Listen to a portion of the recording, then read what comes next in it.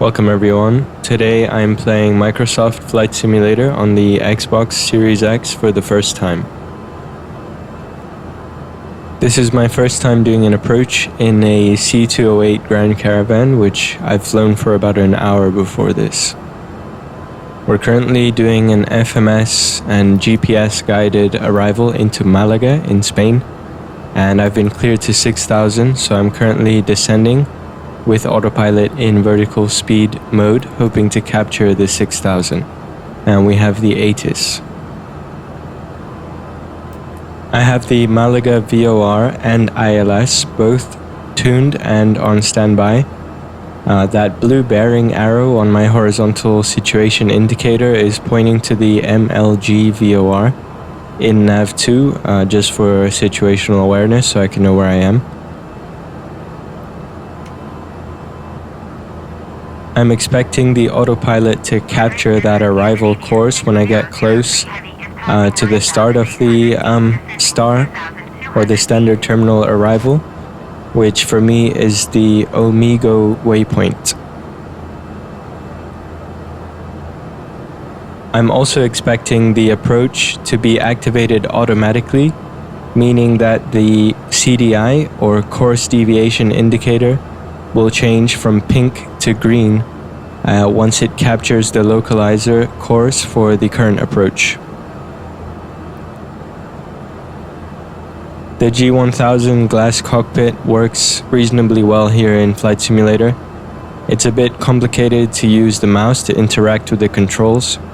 In real life, for example, to bring up the cursor before you can move between fields, you have to push the knob in, and it's complicated to do that using just a mouse. Sometimes you have to activate, do the active pause in the game to keep the aircraft from getting away from you, which obviously isn't very simulator-esque, but we can attribute that just to an input complication of having to do things with a mouse.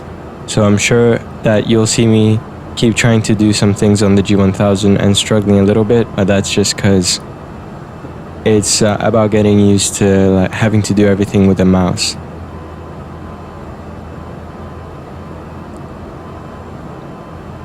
So we've captured the approach at a bit of an awkward angle, but that's what the simulator cleared me towards, so that's what I'll do.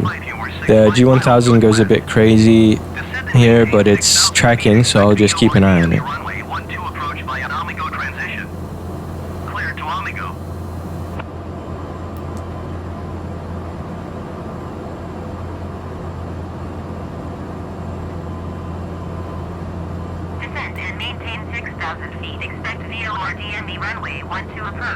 And now the map is showing my correct terminal arrival path. So I trust it and we'll just keep it on autopilot.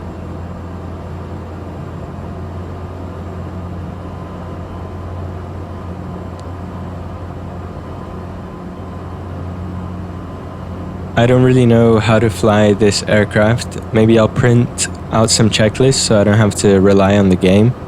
But I just increased the fuel mixture a bit. Not sure if I should do that in a turbine aircraft, but in piston aircraft, as you decrease in altitude, it's good to have more fuel in your fuel-air mixture. So this is kind of like a "the pilot died, does anyone know how to land" situation.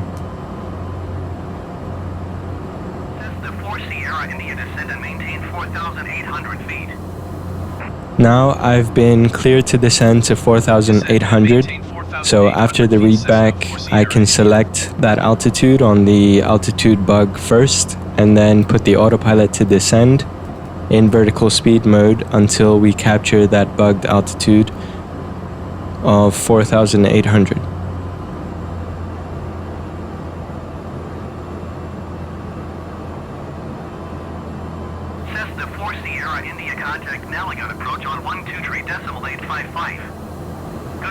And now we've been given a frequency change instruction, which I'll try to do realistically instead of relying on the game to do it by itself.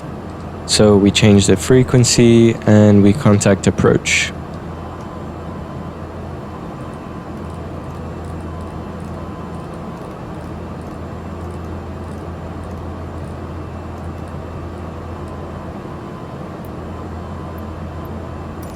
Malaga approach Cessna Charlie 454 Sierra India is at 5,300 feet, descending 4,800 feet.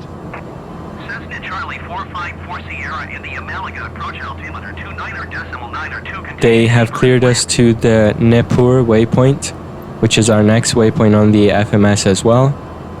We can see that on the top of the primary flight display, so we're good, and we can have a little look at the map.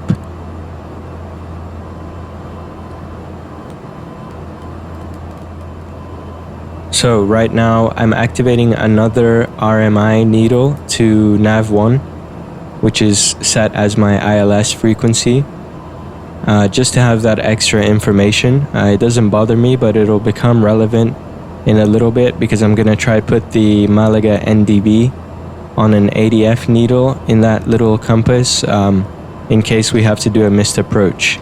So on the approach plate, that's what it says. Climb runway heading to 5,000 and then make a left turn to hold at the NDB. That needle is going to point me to the station if I need it.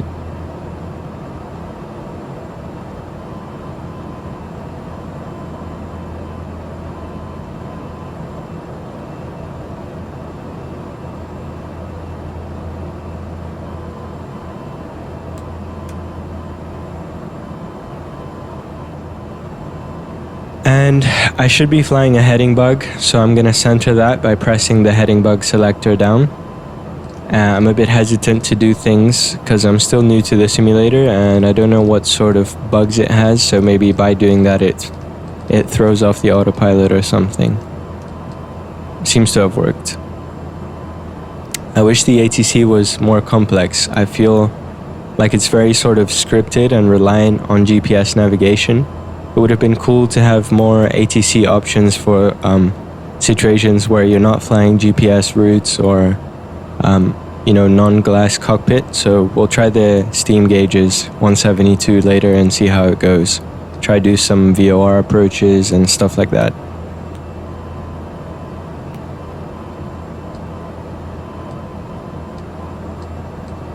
Cessna 4 Sierra India descend and maintain 3,200 feet. Another altitude reassignment as we get closer to the final approach. I'm not gonna descend too fast here so I can watch my speed tape, as we're about 15 miles out and waiting for the localizer to capture and the HSI to turn green. 4221, you are 13 miles east. So let me try and tune the NDB and enable a little needle pointing towards it, which is gonna now be the thin blue ADF needle, not the thick one.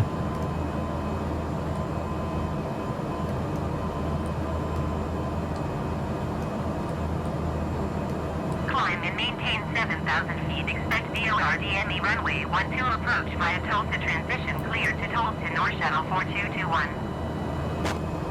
Cessna 4 Sierra India, you are 14 miles northwest of Malaga. Contact Malaga Tower on 118.151 inbound on the approach. And they've cleared us to contact tower on 118.15. So I'm changing frequency. Cessna 4 Sierra India. Now, as you can see, it's my HSI needle has turned green, which means we captured the localizer for the ILS, and the autopilot's turning us straight inbound. And the glide slope is also alive, and we're going to intercept it from below, which is what you want to do. Cessna Charlie 454 Sierra India Malaga Tower. Altimeter 29.9, wind 272 at 7. Cleared ILS Zulu runway 12 approach. ILS Zulu runway 12 is the approach that we have selected, and at this point we can disengage the autopilot and fly this down by hand. So bear with me because I'm playing with the Xbox controller, which is extremely sensitive.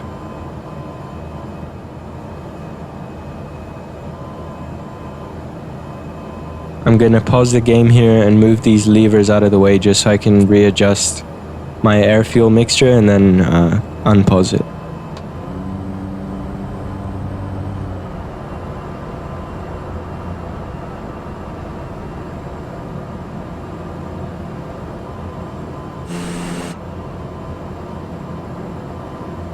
and we are instantly way too high on the glide slope, so I'm gonna do an illegal sink rate to recapture. This is gonna be a tough approach, but don't worry, it's just about getting used to the controls. And it's a busy airport, so I'm gonna approach a bit faster than you're supposed to with this aircraft. I think the VREF for this aircraft is just a little bit over 80 knots.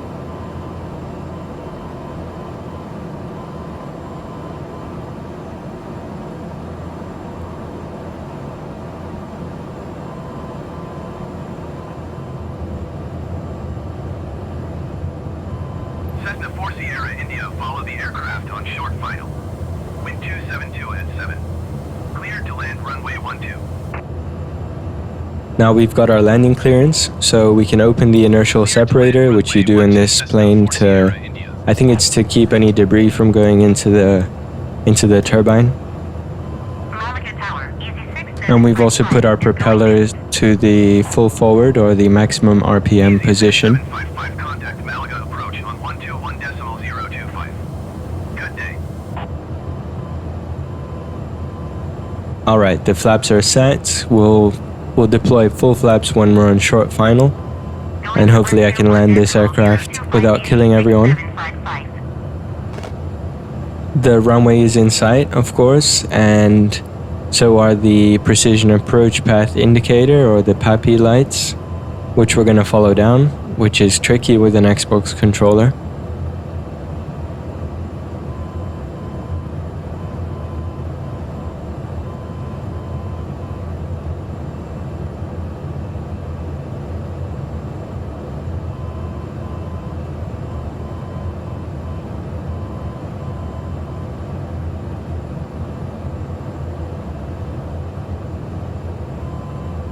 The Morse code that you hear in the background is my is the VOR.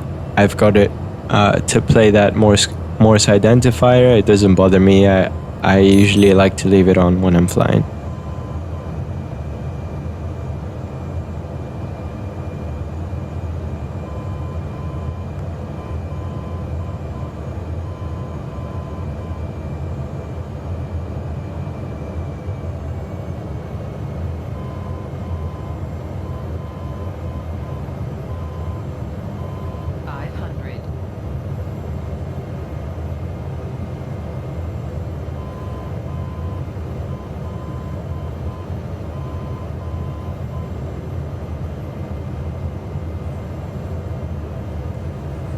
We go too low, too high. Let's just try to do an okay landing.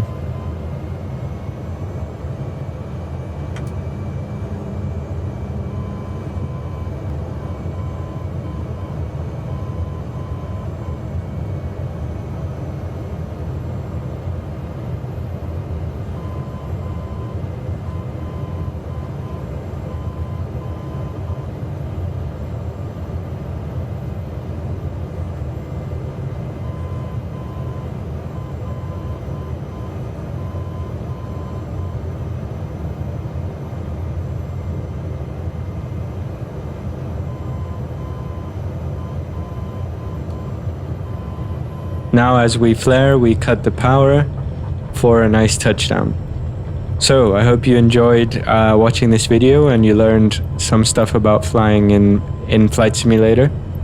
If you want more aviation focused content, you should go to my channel and click on the scroll down and you'll find a link to my aviation related channel, which doesn't have as much sort of irrelevant gaming stuff. If you have any other ideas for future videos, please let me know in the comments. Thanks for watching.